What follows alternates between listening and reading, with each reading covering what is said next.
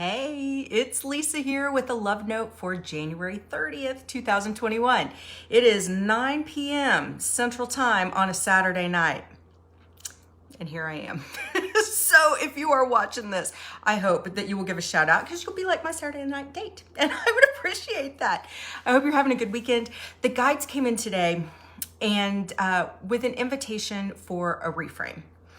They were talking about kind of the stories that we tell in our lives, you know, how we recount the situations from our lives. And often when we're talking with other people, we're either recounting or telling the stories of the pain that we've experienced or the joys that we've experienced. And often, for many of us, more of our stories are about the pain than about the joy. And they encouraged us to kind of reframe that. You know, I had the opportunity to have two really in-depth conversations yesterday with two friends. And it was interesting because one of my friends was telling me a story about, you know, a situation, and she just kind of stopped and she said, and I've told this story so many times, I'm just sick of my own shit. I'm sick of hearing my own crappy story. And I decided it was time to change it. So she was in the process of like changing her own crappy story just because she got sick of her own shit. She was like, if I'm sick of it, I know you must be sick of it. And my family and everyone else around must be sick of hearing this same story where, you know, it was almost more like being the victim instead of figuring out how to be the champion and the hero in her own life. And in a later conversation, I realized that I was kind of doing that too. And after the conversation, I'm like, whoa, it's time to change that story. And how do I do that? And the guides came in today and they were talking about, you know, just by virtue of being alive, we have the opportunity to be almost like forged in life's fire, that we all face challenges. We all face difficulties. We all have stories, whether it's about the relationship gone wrong, the boss that was a total jerk, you know, money, finances, health, appearance, you know, childhood, upbringing, pick your issue. We all have issues that we can tell uncomfortable stories about. But do we get stuck in them? Do we keep telling the same stories over and over again, a year later, a decade later, a long time later? Jen, hi, I'm glad you're here. A long time later, in a way that we're stuck in them and not moving beyond them. You know, often when we're retelling a story, it's like we're reliving it energetically over and over again.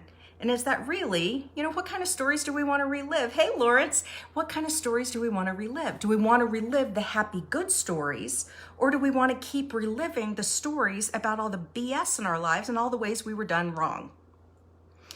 I will admit I'm guilty of some of that. And this was a great wake-up call and an opportunity and invitation to me, as well as others who may be watching, to think about how can we reframe the story. Because if we're forged in the fire, that means we have the opportunity to grow stronger. But if we keep focusing on the fire, it means we just keep burning. But if we focus on the strength, then we have an opportunity to see how we've grown and to see how we've changed and how we're different, hopefully in a positive way, as a result of the fire. Seeing that fire as a potential benefit, and that takes a big mind shift sometimes, to see the fire as a benefit instead of a source of continued constant pain. So what the guides came in and said is that if you're sick of your stories, they encourage a reframe. They said, rather than focus on the hurt of all the ways that you were done wrong, let's answer these questions instead. What did you learn?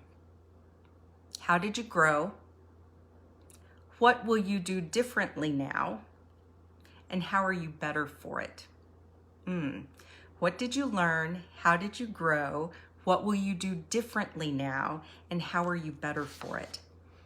So we are going to continue to have things happen in our life that feel like fire, and continue to have the opportunity for them to make us stronger.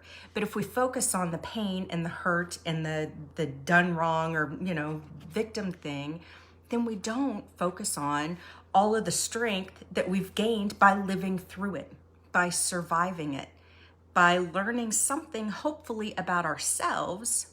is this is the opportunity to turn the situation inward and go, okay, what do I have an opportunity to learn? Instead of keeping the lens focused outward about how all the ways everybody else, maybe did us wrong, or situations or the universe or God or whatever, didn't have our back or wasn't looking out for us.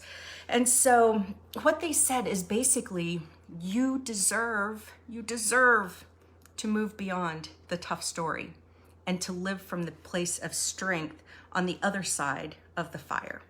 That you deserve that. You're worthy of that, but only you can give you that.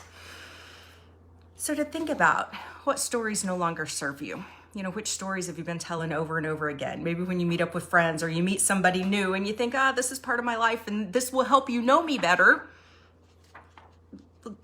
Do you want people to only know you from your pain, or do you want them to know you from your joy too? Or more, So what stories no longer serve you? Where are you just sick of your own shit?